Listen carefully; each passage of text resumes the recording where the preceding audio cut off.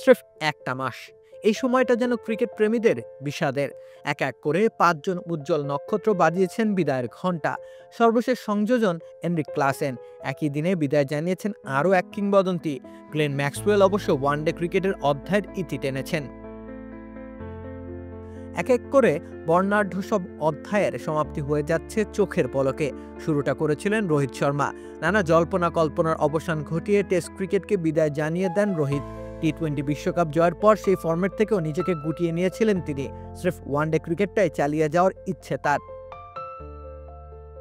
রোহিতের মতো একই পথে হেঁটেছেন ভারতের আরেক কিংবদন্তি ব্যাটার বিরাট কোহলি।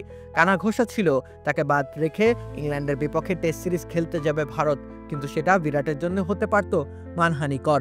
তাই তো তিনি ভারতের স্কোয়াড ঘোষণার আগে সফেদ জার্সির মায়া ত্যাগ করেন।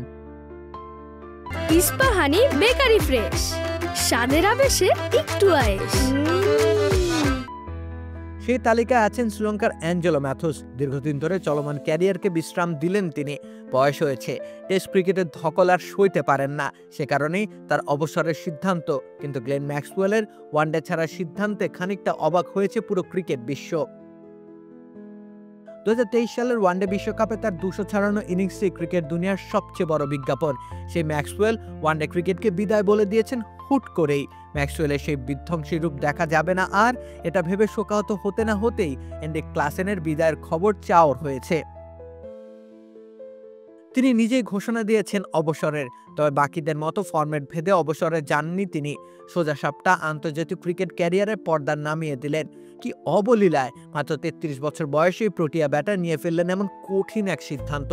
শোকের মাতম যেন আরও ঘনীভূত হলো।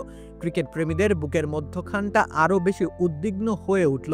এই বুঝি আবার কেউ অবসরের ঘোষণা দিয়ে ফেলে।